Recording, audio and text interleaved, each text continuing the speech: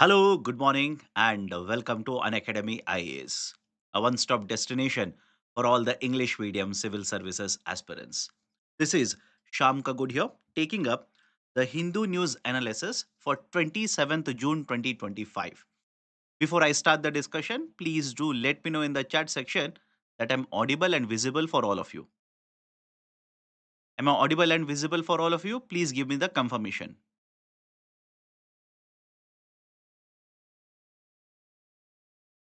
Done then. Thanks a lot. Let's start the discussion. In today's session, I've taken a total of 11 articles. Only 10 are listed. Don't worry. One article, I'll add it with an article on GI.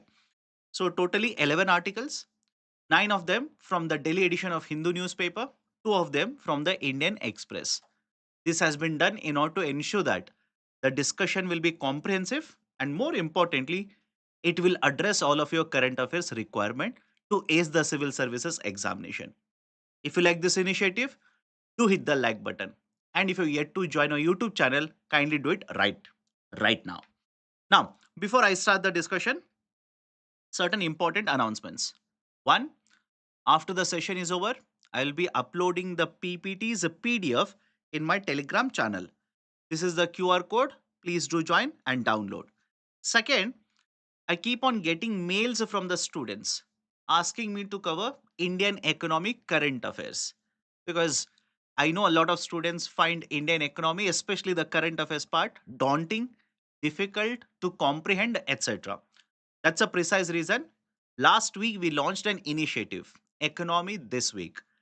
Last week we have uploaded one video, Thursday, and yesterday we have uploaded another video. That's a second episode of Economy This Week, wherein I've covered the important articles from different newspapers such as Business Standard, Business Line, Indian Express, etc., covering important economy related articles. Please do watch the video. Regarding the PPT and the notes, join the Telegram channel. I've already uploaded the PPT's PDF as well as the handout. Utilize this. Indian economic current affairs should be easier for you. And those who are appearing for the civil services 26, 27, and 28, our courses are available at a price of 19,999. Once you enroll into the course, you will get access to the recorded or the live classes of Hindi medium, English, as well as the English batches. You'll get access to the notes. You'll get access to mentoring services, and you will also get access to the prelims as well as test series. If you're interested, please do check out the details by clicking on the link provided in the description below. Now, let me start the discussion. Lot of articles to discuss, lot of things to understand. Let's start. The first article, the editorial page, Fathoming America's Plan to Manage AI Proliferation. What is the importance of this article? Let's understand point by point. Right now, in the USA, we have Trump administration. Before Trump administration, there was Biden administration. Mr. Joe Biden was the president of the United States of America. In the final time period, the last couple of months of the Biden administration, the administration introduced a rule by the name of AI Dissemination Framework or AI Diffusion Framework.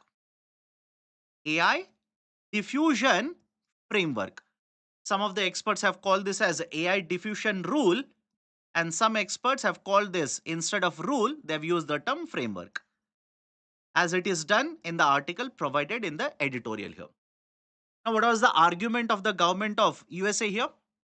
The artificial intelligence can be used for civilian purposes, and lot of us do use artificial intelligence in terms of, let's say, studying, in terms of making notes, in terms of right doing research and development. For lot of civilian purposes, the AI is utilized. But at the same point of time, AI or the equipments or the, let's say, certain technologies associated with AI can also be used for defense purposes. It can also be used in the defense purposes.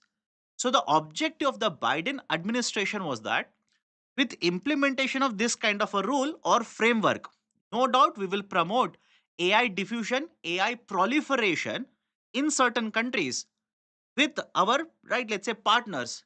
But at the same point of time, we will ensure that whatever AI is developed, whatever AI technology is developed or models are developed in USA, the access to that will not be made available to certain other countries as well. For example, the countries such as Russia, countries such as China, USA doesn't want these countries to get access to the AI models developed by USA. They do not want the AI chips developed in USA, right, to go into hands of these particular countries. The argument there is these two countries are our competitors. These are not our allies. We do not have that kind of a relation with these countries. We should ensure that this technology will not fall into the hands of these countries, which can be used for development of defense technology.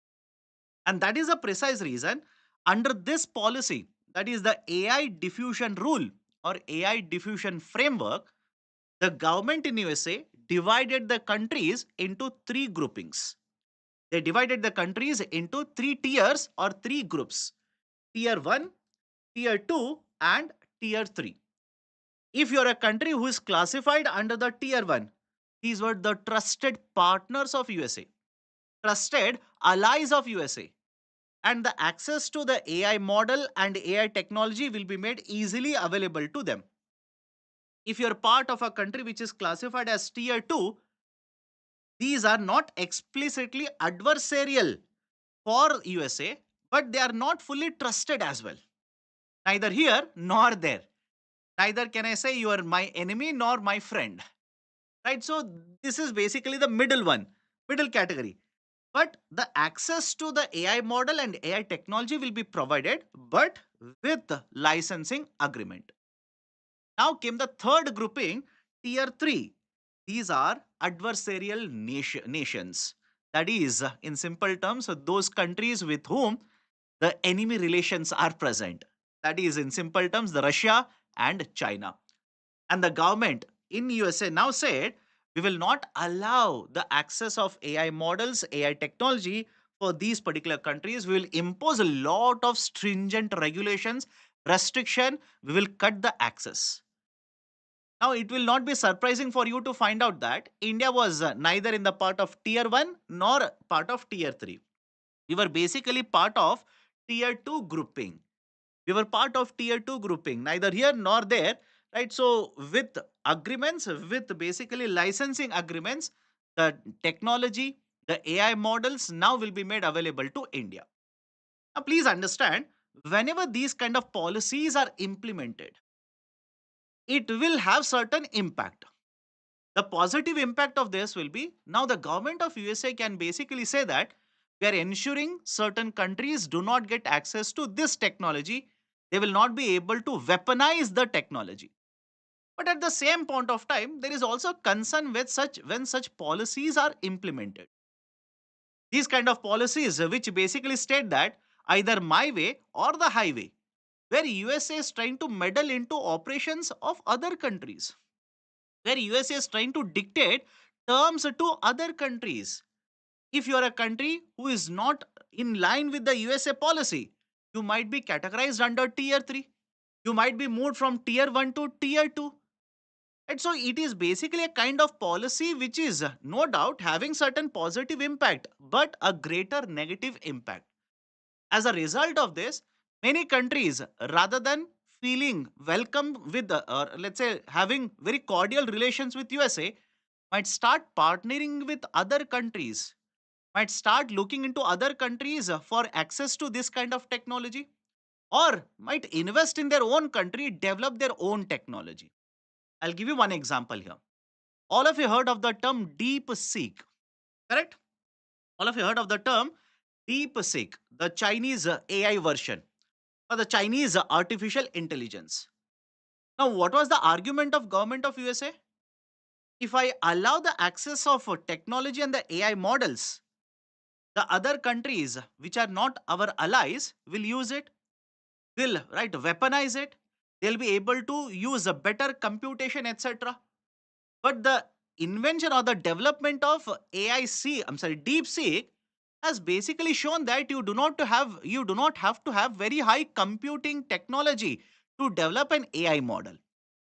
I hope you understand this statement. You do not have to have the computing, right? Let's say the power such as the chat GPT to develop an AI. You don't have to have it. With a different type of technology and knowledge that is available, you can develop an artificial intelligence which is competing with chat GPT.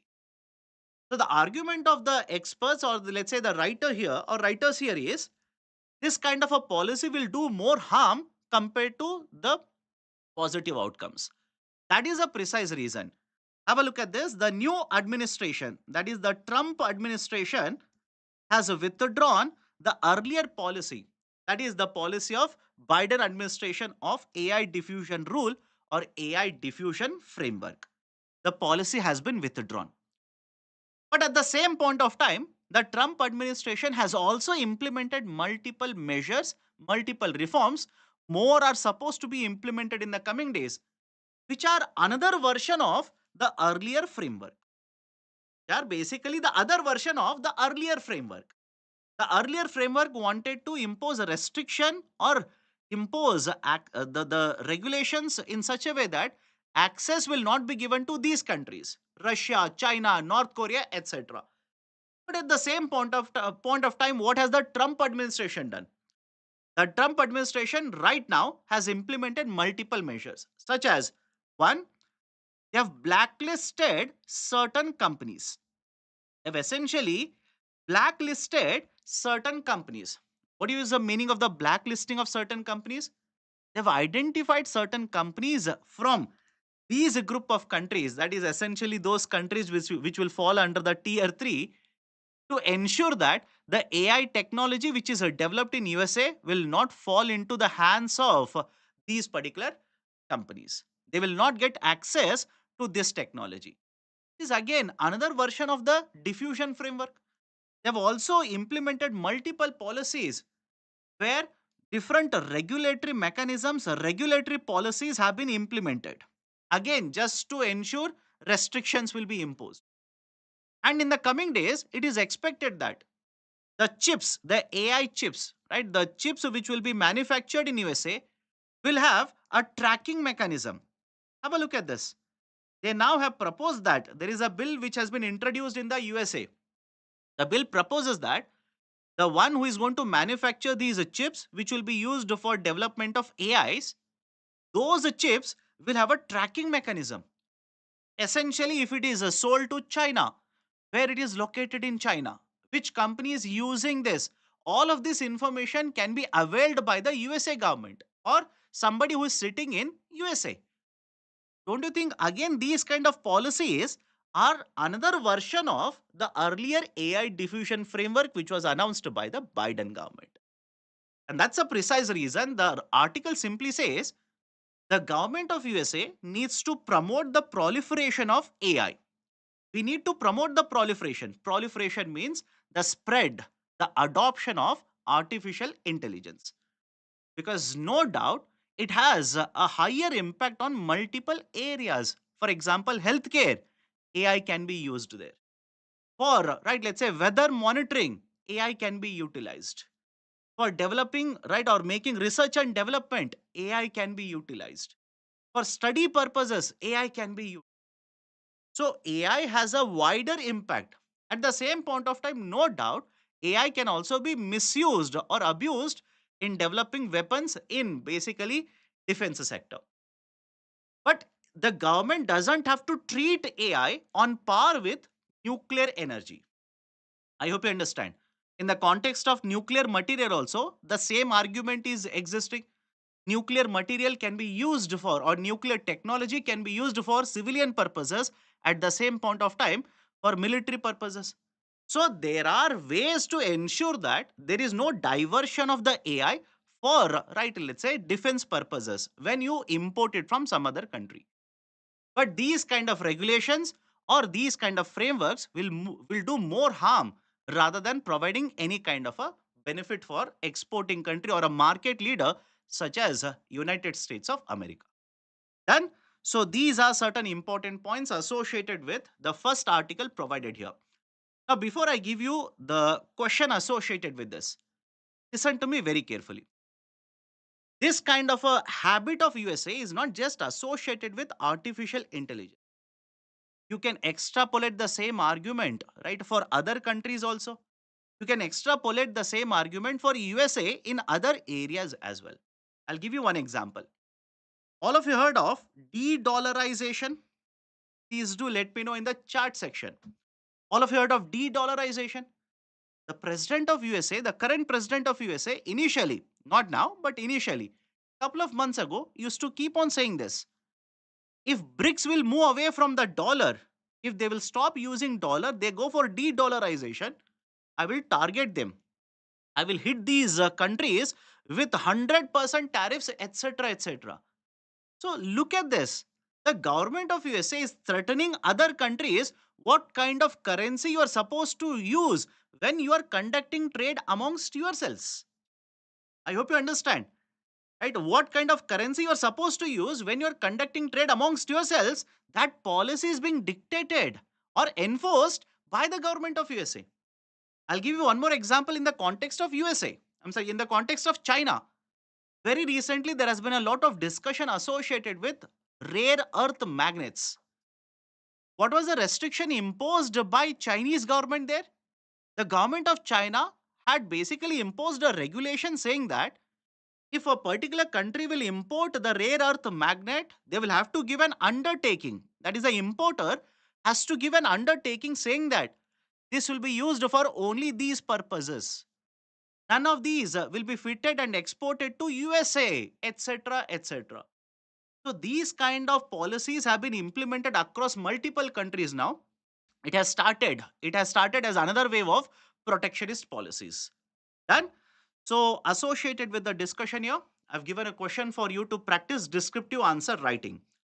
There is a need to promote AI proliferation as it has a transformative effect across multiple areas. But this has to be done responsibly. Elaborate the statement, 15 marker in 250 words. Let me go forward to the next article. A lot of articles in today's newspaper are associated with health, social issues. Be careful.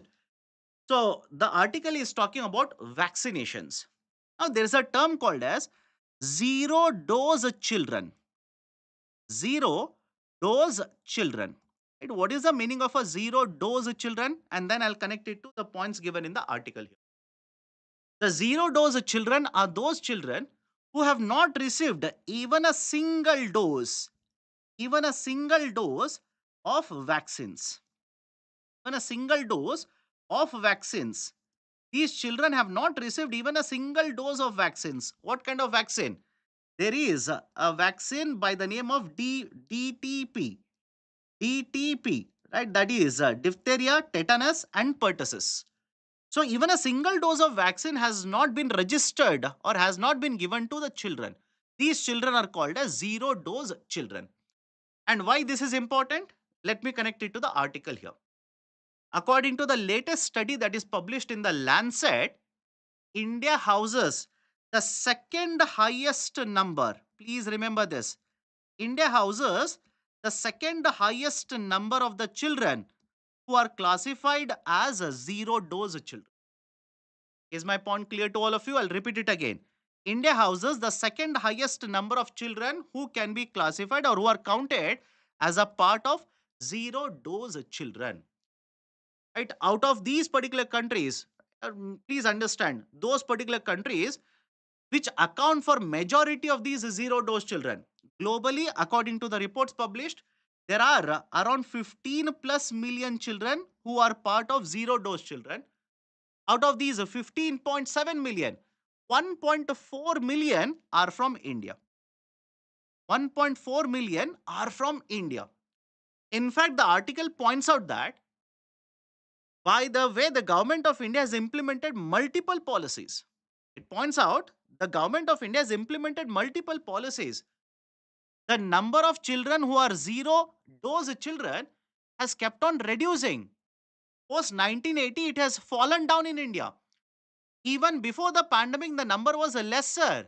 But during pandemic, because of, right, let's say the COVID situation, the number of zero dose children spiked, crossed more than 2 million. Before pandemic in 2019, it was a 1.4 million. During pandemic, it crossed more than 2, again has fallen down, and 2023, it is back to 1.4 million now. Now, what is the issue? Why there are so many high number of zero dose children in India? And has the government of India implemented any such policies to address this issue? Let's understand both of these. The issue why there is a very high number of zero dose children in India, very simple. One, especially amongst the people who are poor, very low awareness. The people who are very poor, it has been seen that they generally are not aware of this particular information. They do not understand the implication of getting the child vaccinated, as a result of which there is a very high incidence of zero dose children in India.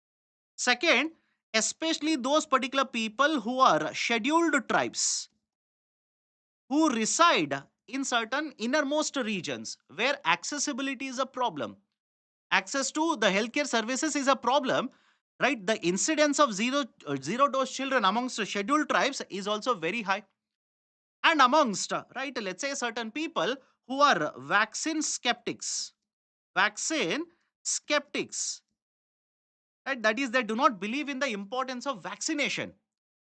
And again, this is not only pertinent to India. Even in a developed country such as USA, there are certain parents who do not believe in the impact or the benefit of getting their children vaccinated. It has been recorded even in a developed country such as USA, by the way. Right? So, one, those, right, who are very poor, especially let's say in urban poverty, scheduled tribe population, the vaccine skeptics, and there is one more argument which has been put forward by the Lancet study. It says that if the parents, especially the mothers, are uneducated, especially if the mothers are uneducated, in such cases, right, there is a very high chances that they will not get their children vaccinated. And that is the precise reason the number of zero dose vaccine or zero dose vaccinated children are very, very high in India, second highest in the world as of now. And what is the impact of it?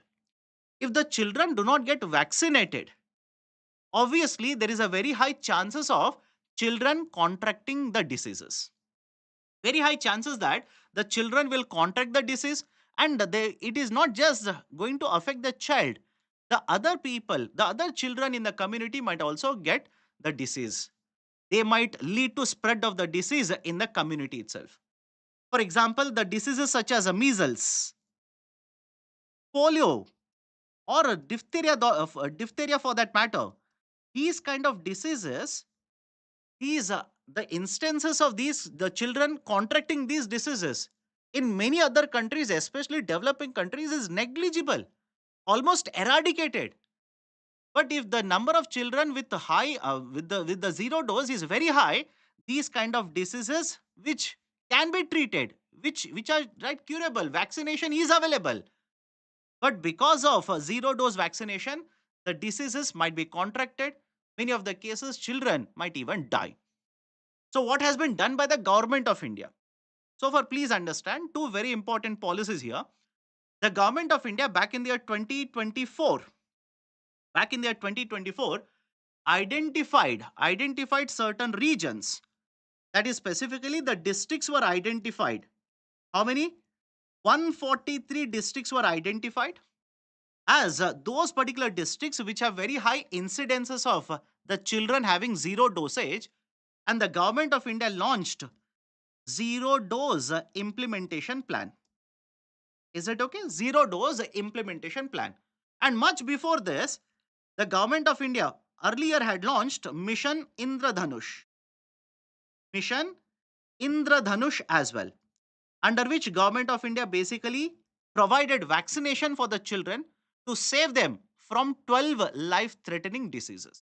So multiple reforms have been implemented, but having said so, the article simply says even with these kind of reforms, India is falling short, because the WHO, World Health Organization has kept a target of reducing the number of these cases by half by 2030.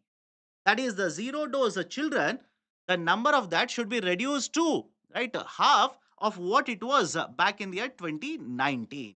That is the target by 2030. And what is the situation in India? In 2019, the number of children with zero dosage was 1.4 million. And what is the number right now? According to the latest data, it is still 1.4. And again, it doesn't mean that the government is not doing anything here. The reason why we have not been able to, right, move towards halving the number is because of the pandemic. The pandemic disrupted the whole process, but we are on the path again to reducing these number of cases. But for that, more investment will be required. More participation of the community would be done. So these are certain important points associated with the article provided here. I've given an MCQ. Try to solve this. Try to solve it. Give me the key answer in the comment section before I solve it. Consider the following statements. India houses the highest number of zero dose children as per the recent estimates. The government has implemented zero dose implementation plan targeting the districts which have higher dose children, higher zero dose children. The WHO has a target of zeroing the zero dose children by 2030. First statement, India doesn't have the highest, second highest. In fact, the Lancet study says India should be very much worried about it. India should be concerned about it. Why? The other countries which are present in this particular grouping, that is, those countries which have more than 50% of total 15 million zero dose children, either these countries are facing certain economic problems, the infrastructure is not present, infrastructure is very weak in this, they do not have sufficient resources to provide for the vaccination, or the economy in that particular country is suffering because of the war, because of the famine, etc., etc. What is the problem with India? I hope you understand the argument here.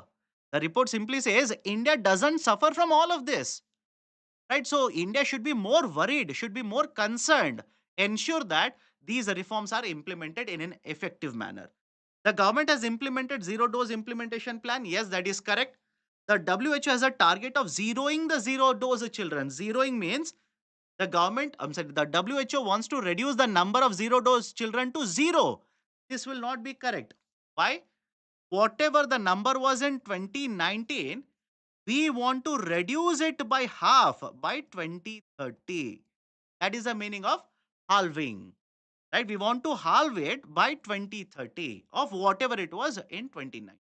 So third statement incorrect. Only the second statement is correct. Right option is option A. Only one is correct. Now earlier somebody said, sir, I have a doubt. Please hold on to your doubt. Let me cover all the articles. Then I'll address your doubt. Let me go to the next article. Very big article. Very important also, because generally these are not given in the books, not discussed in the newspaper sufficiently. Third Ministerial Conference on CRVS for Asia Pacific. Third Ministerial Conference on CRVS for Asia Pacific. What is CRVS? CRVS simply stands for Civil Registration and Vital Statistics.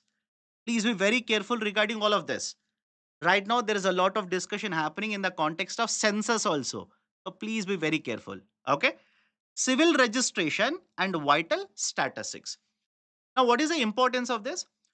Under the United Nations, there is one commission, UNSCAP. UNSCAP, United Nations Economical and Social Commission for the Asia Pacific. Asia Pacific. I'll repeat the expansion again. United Nations Economic and Social Commission for Asia Pacific. This was formed back in the year 1947. India has been a member since the beginning only. That is, it is one of the founding members of UNSCAP. There are more than 50 countries who are part of the UNSCAP now. Now, what is the importance of this? Listen to me very carefully. According to the United Nations, it is mentioned even in the Sustainable Development Goals also, there is a need to register all the important events. There is a need to have a database on continuous basis which is updated of all the important events. Now, when I say events here, I'm not talking about economic events. I'm not talking about the war. I'm not talking about recession, etc. I'm talking about birth. I'm talking about death, etc. Is it okay? Birth, death, right? Or registration of the marriage, divorce cases, etc. All these are the important events. The UN ESCAP simply says we need to maintain a database which is continuously updated, which is right permanent, compulsory, and universal. Why? Why should we have a database of all of this? Why should we keep a database? Reason is simple. Let's say a child has to be admitted in a school.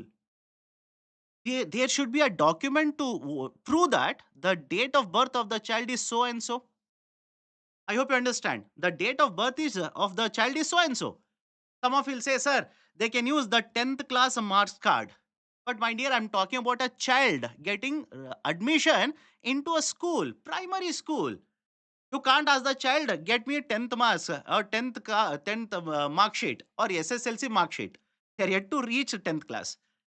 Or let's say a woman has to get access to certain government benefits. And these benefits are reserved only for the mothers. Now tell me, how will you find out whether right a particular woman is a mother or not? A registration, child birth registration certificate should be there. In the same way, even the death should be registered so that let's say inheritance can be done properly. Insurance amount can be claimed properly. So birth, death, etc. all of these are considered as events, and all of these should be registered. There should be a database which should be updated regularly. And for this only, please understand, UN ESCAP. UN ESCAP conducts ministerial conferences. The first ministerial conference was conducted in 2014. The second ministerial conference was conducted in 2021. Now, the third ministerial conference is being conducted in 2025. Third ministerial conference is being conducted in 2025. Important. Why? The UN ESCAP earlier in 2014 had announced that this decade will be the decade of CRVS. The decade will be the decade of civil registration and vital statistics. But by 2024 or 25, they have not been able to achieve the target of 100% registration. What do you mean by 100% registration? Let me give you certain data. I'll come to this, don't worry. Have a look at this.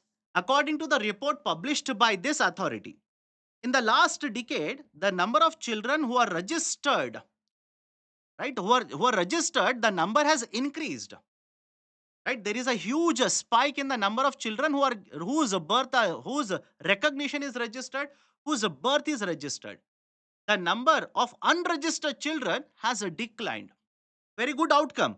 At the same point of time, the report also mentions that even today, as we speak, approximately 14 million children across the region, that is Asia Pacific region, do not have their births registered. And what about the deaths? Approximately 6.9 million deaths are also unrecorded.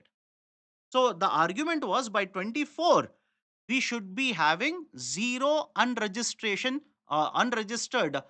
children. That is, the birth should be registered. All the deaths should be registered. But they have not been able to achieve the target. And that is the precise reason. Now the target has been shifted to 2030. By the end of the decade, we have to achieve all the births registrations as well as all the deaths registered. Done? Now, what is the importance of all of this? Right? Please understand, whenever a birth is registered, I've given you certain benefits. But at the same point of time, when birth of a child is registered, it is going to provide a legal recognition.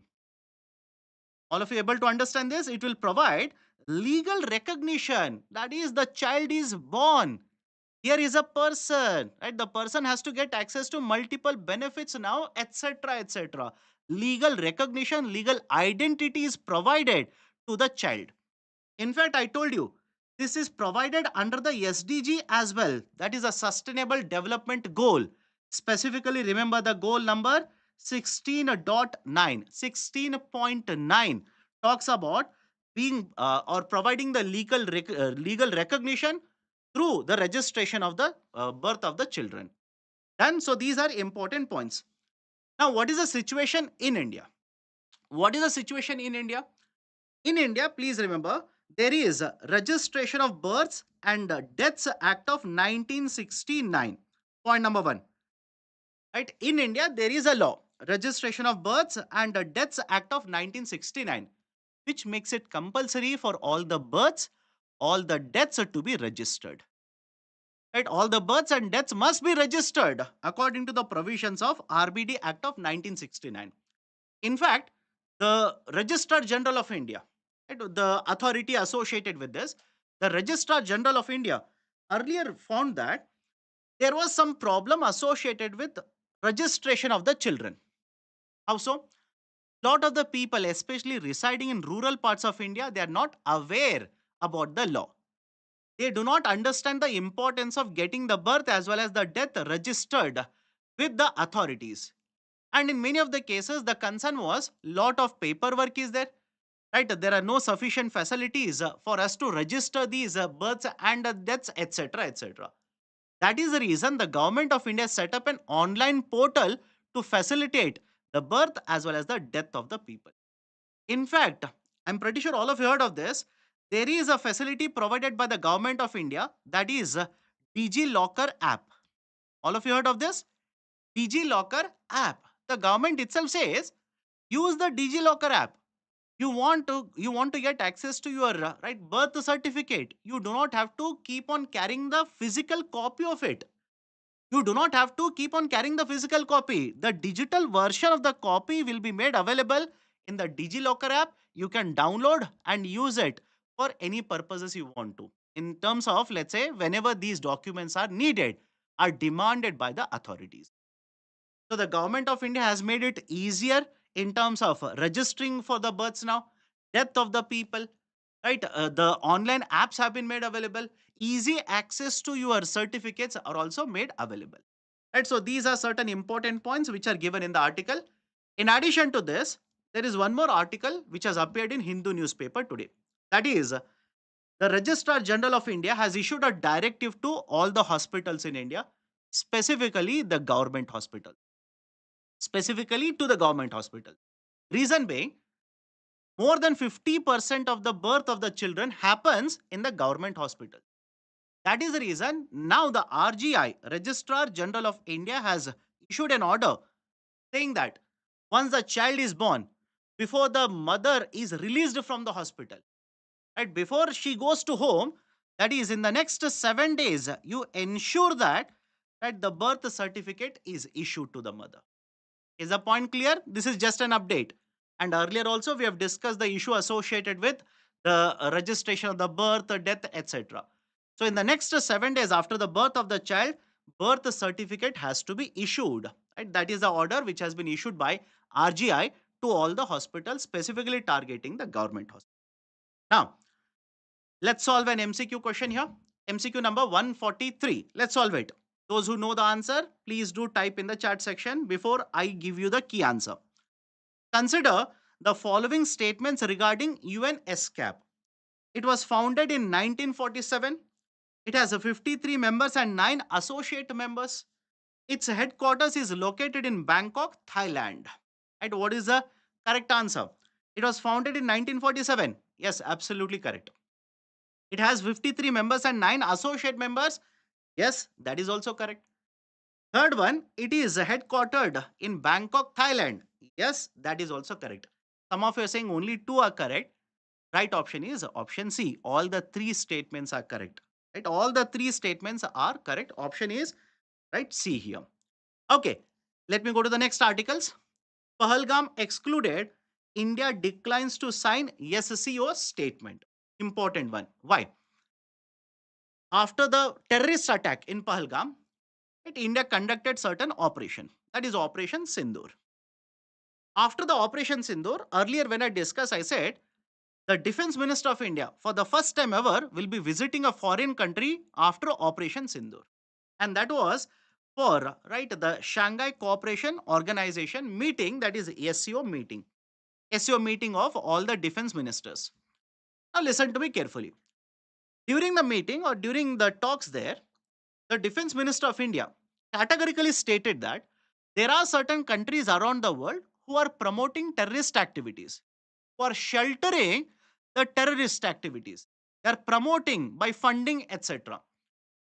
And the SEO as an organization should stand against it, criticize, name it, and call it out. This was the gist of the speech that was given by India's defense minister. And all the other members of the SEO also spoke. But whenever these kind of organization meetings are held, the talks are held, at the end of the talk, a joint statement is issued. Right? A declaration or a joint statement is issued.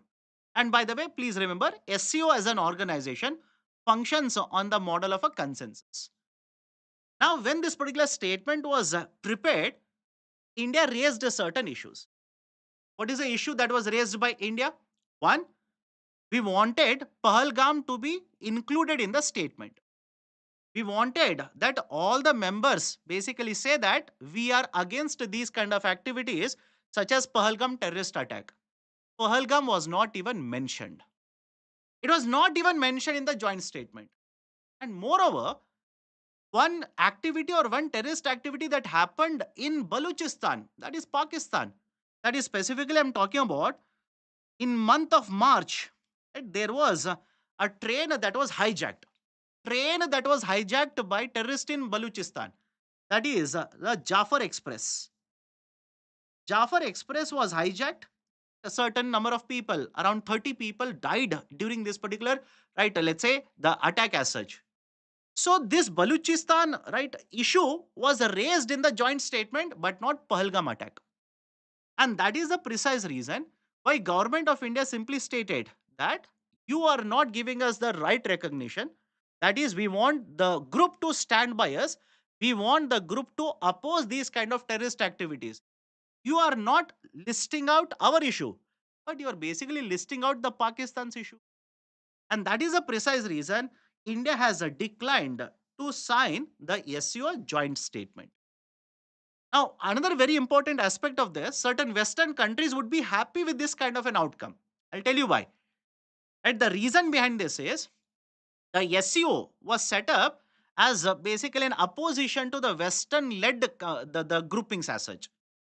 For example, whenever you talk about IMF or you talk about World Trade Organization, these are heavily dominated by Western countries.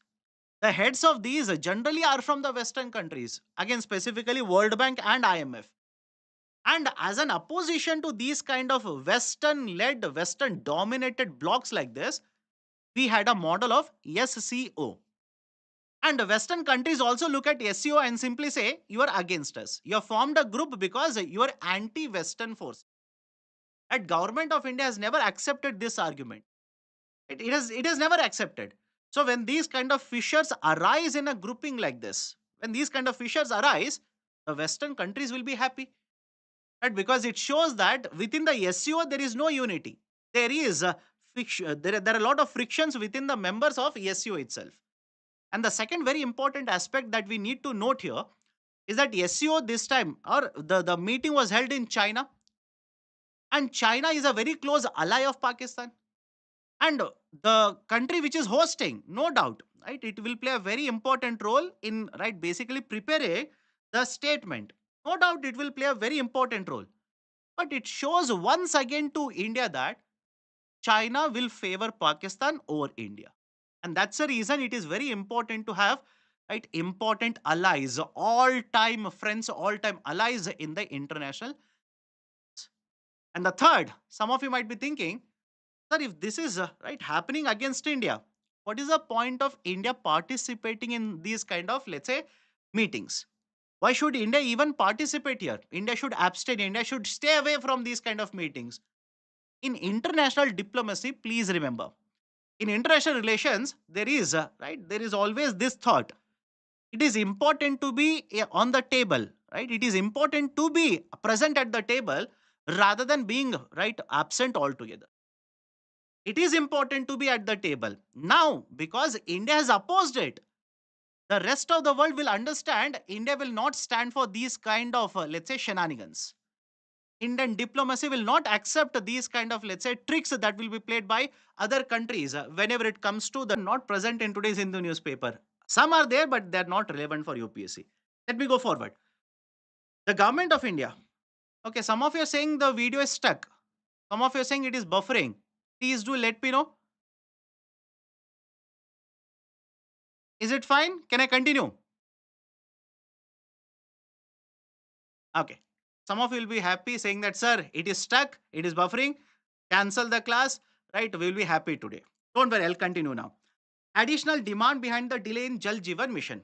What are the important points? Please understand, the government of India back in the year 2019 launched an initiative called as a Jal Jeevan Mission, JJM. Now, what is the importance of the Jal Jeevan Mission? Amongst other things, right? That is community participation, etc. Essence of the Jal Jeevan Mission is to ensure that drinking water, tap drinking water facility will be provided to the households in villages. Simple point. A tapped drinking water supply will be provided to the households in the villages. Now, when you say tapped drinking water, are there any specifications provided? If this will be asked in, let's say, UPSC prelims, is there any specification provided? If you simply say tapped drinking water, does it mean 24 bar 7 drinking water? How much will be the drinking water? What kind of standard or the quality of the water will be provided? Please make a note of the point mentioned in the article itself. Please make a note of the point mentioned in the article itself. The article in the last paragraph mentions that under this mission, every rural household will be provided with a tapped drinking water facility. But how much? Per capita, right? Remember this, per capita, 55 liters of water would be supplied. And what will be the quality of the water? The quality of the water should have to meet the BIS standard, right? The BIS standard, that is a BIS 10,500 standard. That is a quality is mentioned. Please remember these two factual points can be questioned in the preliminary examination. Now, what is the point? The government of India launched it in 2019. The target was supposed to be met by 24 and 25. Very recently, in the budget announcement, the finance minister stated that more than 15 crore households, target is more than 19, more than 15 crore households have been covered under the Jal Jeevan Mission. So, still we have to cover certain number of households. Hence, the implementation of Jal Jeevan Mission will be extended. Is it okay? The implementation of the Jal Jeevan Mission will be extended. And in addition to this, right, more funds would also be provided. More funds would also be provided. So this is what was announced in the budget. What is the update? Right? What is the update? Update is very simple here. Certain important points have been mentioned in the article. One, the government of India now says the drinking water facility that we want to provide cannot be done using only the underground water. We can't provide with the normal sources. Now we will have to tap other types of water sources as well. For example, river water can be utilized now. River waters can be utilized. Lake water can be utilized to ensure that the water will be supplied to the household. Point number one. Point number two, we had identified 19 crore households, right, under the let's say under the scheme. Target is 19 crore households. That is all the households. Now we have come to know that there are more number of households. Additional 4 crore households are still there. We need to provide the tap water facility to these households as well. And second, right, have a look at this. I'm sorry, third point, there is a very important concern which has been raised. I said in this year's budget, the funds have been allocated. How much? The allocation of funds is around 67,000 crore rupees. Around 67,000 crore rupees of funds have been allocated for the implementation of the scheme.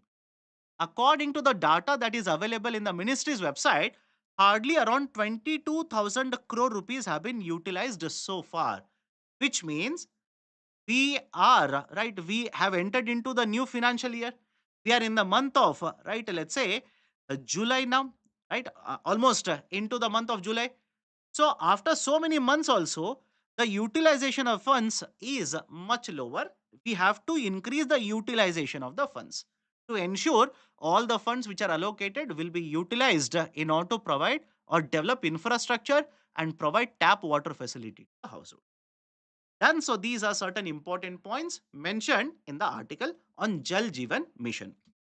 Next article, Kolhapuri Chappals and GI Tag. Focus on this article. I'll tell you why.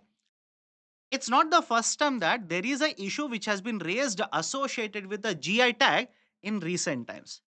I'll give you one more example. Please have a look at this article which appeared in the first week of June in Indian Express. I repeat, this article appeared in the first week of June in Indian Express. What is the gist of the article? The gist of the article is again associated with the GI tag. It is again associated with the use or the abuse of the GI tag, violation of the GI tag. Point number one, what is the meaning of a GI tag? Listen to me carefully. There is a bigger umbrella term called as intellectual property rights, IPR, intellectual property rights. Anything that is a creation of a mind is called as an intellectual property. Now, we have to provide protection to these intellectual properties. And that's the reason under IPRs, different types of IPRs are there. For example, patent is there, copyright is there, industrial design is there, and one more, geographical indication is also there. Now, question arises, what do you mean by geographical indication? What is the meaning of a GI? Why do we provide GI tag? Geographical indication is right basically referring to certain products which are available of certain specifications, certain quality, certain make, which can be produced only in certain regions. Is everybody able to understand? The quality of this product can be made, can be right available only in this particular region. For example, you must have heard of Mysore silk. It has a GI tag. You must have heard of, right, let's say Assam tea, right, or Darjeeling tea. It has a GI tag. Right, Tirupati laddus have a GI tag, and now Kolhapuri chappals, these also have a GI tag. Why it is there in the newspaper? Simple. One of the companies associated with the fashion apparel, Prada, at a very big company by the way, globally recognized brand, Prada, very recently displayed one of their products which is very similar to Kolhapuri chappals. Very similar to Kolhapuri chappals. The Kolhapuri chappals are made in India, that is in the state of Maharashtra. These are priced in the range of 2000, 3000. Again, the price range will be there.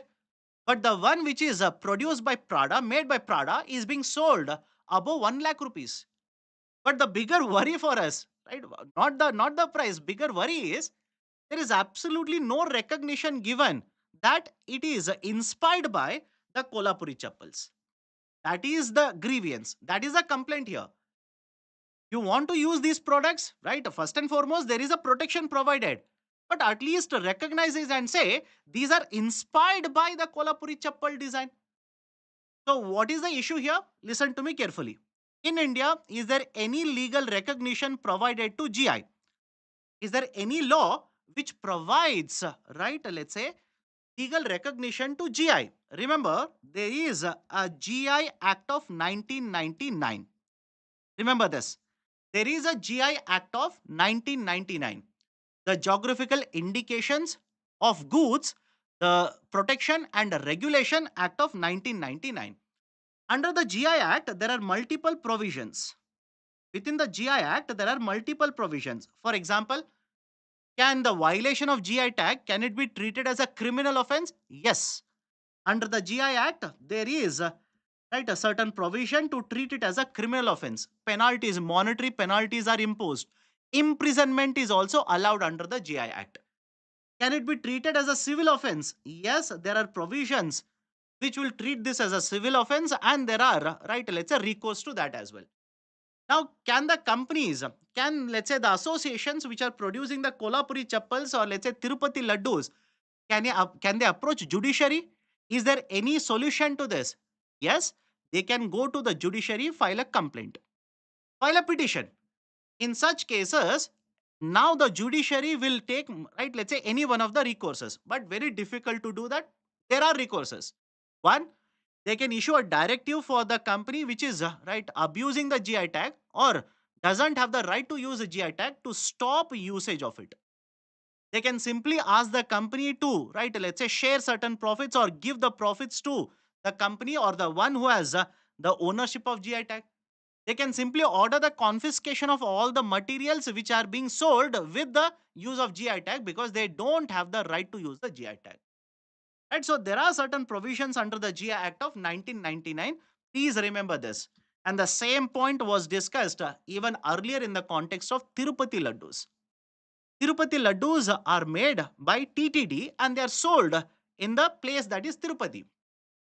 But apparently one company, e-commerce company, which was basically registered with the TTD as a vendor, they started selling online. They started selling these particular products as Tirupati Laddus online.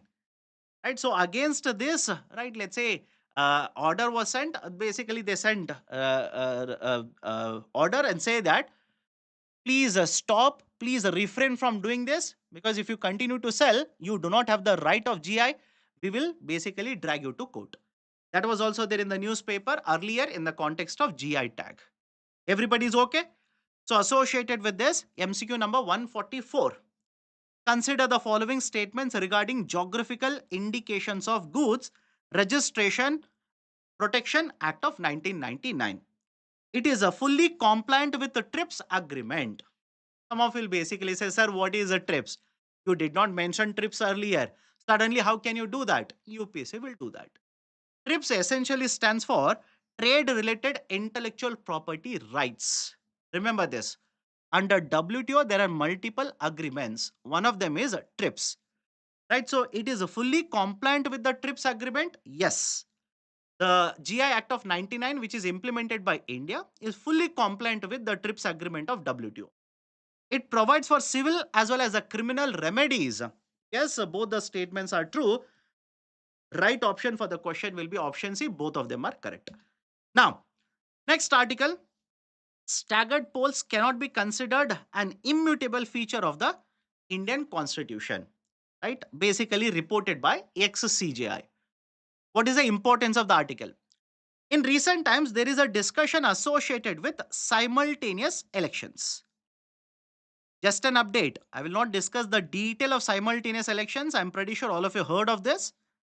Simultaneous elections. That is, rather than having the state legislative assemblies separately and the Lok Sabha elections separately, why not merge the cycle? Only in one instance, all the elections will be held for both the state as well as the central government. That is a concept of a simultaneous election. It was recommended by the Kovind Commission, right? That is basically the former president of India, right? So Kovind Commission recommended it, and to promote this or to implement this, the government of India has introduced a bill, right, in the parliament. Now there is a joint parliamentary committee which has been set up, and the joint parliamentary committee is seeking the viewpoints of different experts. Specifically, right here, they are talking about the statements or the let's say the arguments which have been provided by the former CJI, Mr. Chandrachud. What are the arguments? CJI Chandrachud basically argues that simultaneous elections can be conducted in India. The Constitution of India, the basic feature in the Constitution of India is that there should be free and fair elections. Is it okay? There should be free and fair elections. And it is not that only if you conduct elections in different rounds, they will use the term staggered. Staggered means different rounds, which is being conducted now. It's not that only when you conduct elections in, right, let's say staggered rounds like this, only then it is free and fair. No, right? It is the free and fair elections is a part of basic structure that can be upheld even with, right, let's say simultaneous elections. That can be done even with simultaneous elections. So we are not going to violate any part of the Indian Constitution. Point number one.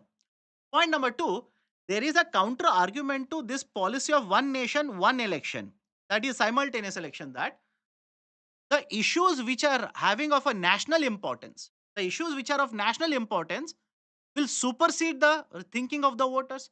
The voters will vote based on what is the topic of national importance. They will not be worried about what is, right, let's say, topic of local import.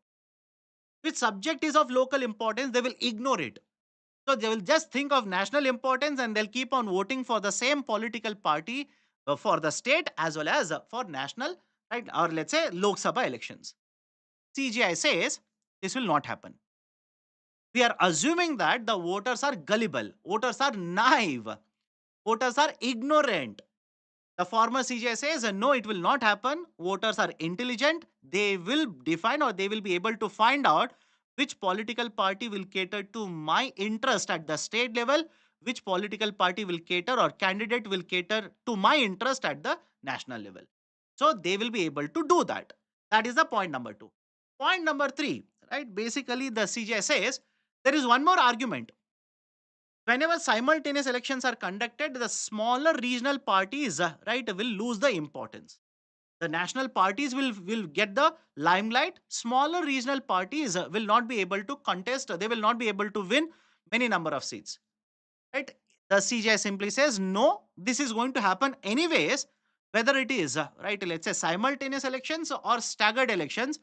If you are not right, let's say if you are not identified as a let's say competitor, if you do not have a bigger right, let's say the attraction in the states, anyways, the smaller parties are going to lose the election, right? So the argument of the ex-CJ is, right, we can conduct the simultaneous elections. It is not going to violate the basic structure, right? The structure of Indian Constitution. Done? Okay. Right. Next article, important one. Please make a note of this. Important reason being, very often in the newspaper, you'll come across man-animal conflict. Correct? You'll come across the issue of man-animal conflict. Here, the government of India, for the first time, have a look at this, has proposed a funding model, has proposed a model to address the issue of human-tiger conflict. You can use this in the answer writing. Please make a note of this. Human, right, tiger conflict. We want to address this particular issue. For that, right, the government of India has approved a funding for 1 year pilot program. I've taken this article from today's Indian Express. What is the importance of this? For the first time now, the government of India, the certain amount of funds which have been collected under Campa funds, right? Under Campa funds, a certain amount of funds have been collected. Now, these funds will be utilized to run a pilot program for 1 year. And what will be done in this particular pilot program? Under this pilot program, essentially, we are going to use, right, let's say, or we are going to achieve the following objectives. One, we are going to use a technology. We are going to use a technology to monitor the movement of animals, especially, right, let's say, when these animals will move into the regions where, right, a lot of civilians are present, right, villages are located, etc. We will use the technology so that we can have a proper, right, let's say, tracking of these animals. Second, we are also going to ensure that sufficient amount of prey, the prey density in these forest or let's say the regions, sufficient prey density is available. Because please listen to me carefully. Why do these animals, such as let's say tiger, why do they venture into villages? Why do they enter into villages? Because the prey, right, that is their food. The number of the animals which can, which upon which they can prey in the forest or in the other regions, the number has gone down. And in search of food, they will enter into villages, right? They will come in conflict with the humans. And in many cases, whenever there's a conflict like this, right, the people in the fight between a, right, let's say a tiger and a human, right, we will be on a losing side most of the times. That's the reason the report also says in the last couple of years, more than 300 people have been killed whenever it is the tiger and human conflict. More than 300 people have been killed. So we are going to increase the density of prey. We are going to use a technology. We are also going to include certain experts, right? Civil experts, civil society experts to formulate certain measures or policies to ensure these kind of conflicts will be reduced. And so this kind of a pilot project is being implemented for the first time. Please be very careful. Make a note of this. Okay. Now, last article for today, delisting of political parties. Right? What is this idea of a delisting of political parties? According to the Representations of the People's Act of 1951, remember this, there is a section 29A.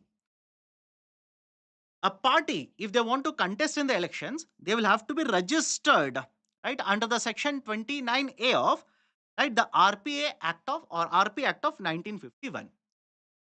But please understand, once these parties are registered, again, based on the performance of these particular political parties, these will be classified as the national political parties, the state political parties, and the third one will be unrecognized, unrecognized, right, political parties, unrecognized, registered, okay, political parties, unrecognized, registered political parties. According to the Election Commission of India, there are 6 national political parties, there are around 63 state political parties, and there are more than 2,800 unrecognized registered political parties. And whenever you are recognized as a national political party, state political party, you will be enjoying certain benefits. You will get certain benefits. Now, what is the issue here? Historically, the Election Commission of India is concerned about very high number of unrecognized registered political parties. Why? The political parties might be registered, but if they are not contesting in the elections, what is the need to have a political party? Whether they are winning or losing, that's a different issue altogether. A particular political party is registered, is recognized, right, by this particular Election Commission of India. What is the reason? Why are you not contesting elections? And many of the times the experts argue that it could be done because they are registered as a political party, lot of tax benefits are provided, etc. They will register. They will not contest election, but they can be used as a conduit. That is basically a method for money laundering purposes. That is the reason the Election Commission of India post 2000 has been worried about the high presence of, or high number of, unrecognized registered political parties. And in the latest round, the Election Commission of India has begun delisting of 345 political parties. It has started the process of delisting. Delisting means they will no more be recognized, or they will not be registered under the RP Act of 1951. And this will not be recognized or registered under the Act. Right, so this has started, and the Election Commission of India stated this is one round. Going forward, we will go further. We will identify many of these URPPs and we will delist them. And so this is an update associated with the political parties in India. And one more small article. I said last, but anyways, this one is also there. The Supreme Court of India, starting 1st July, there will be a launch of a new initiative called as a 90-day Pan-India Mediation Campaign. 90-day Pan-India Mediation Campaign. The name of this particular campaign has been given as Mediation for the Nation. What is the importance of this? Point number one, this mediation campaign will be held for 90 days. It will be conducted for 90 days. More importantly, very often you will come across in the newspaper that the number of cases which are pending at the high court level, at the lower courts, etc., the number of cases are very, very high. One of the ways to resolve cases is, rather than going through the legal route, use alternative dispute resolution, ADR, alternative dispute resolution. One way is, right, the order will be issued in the lower court, you go to high court. After high court, you go to Supreme Court. Right? That is one method. But that will take a lot of time consuming process. Burden on judiciary will be very high.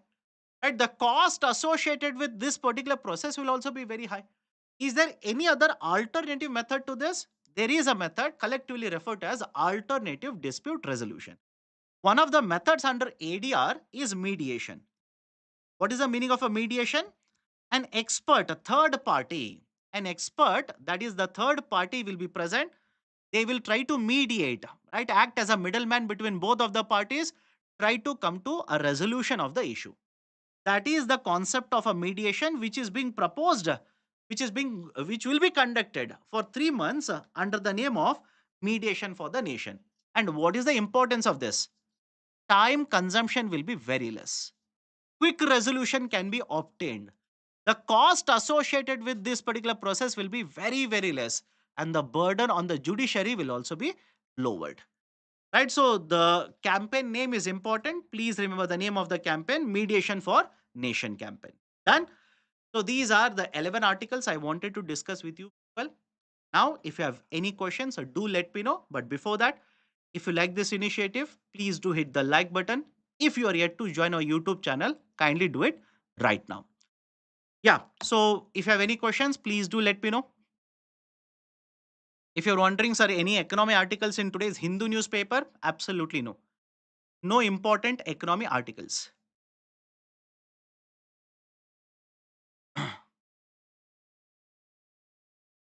Any questions?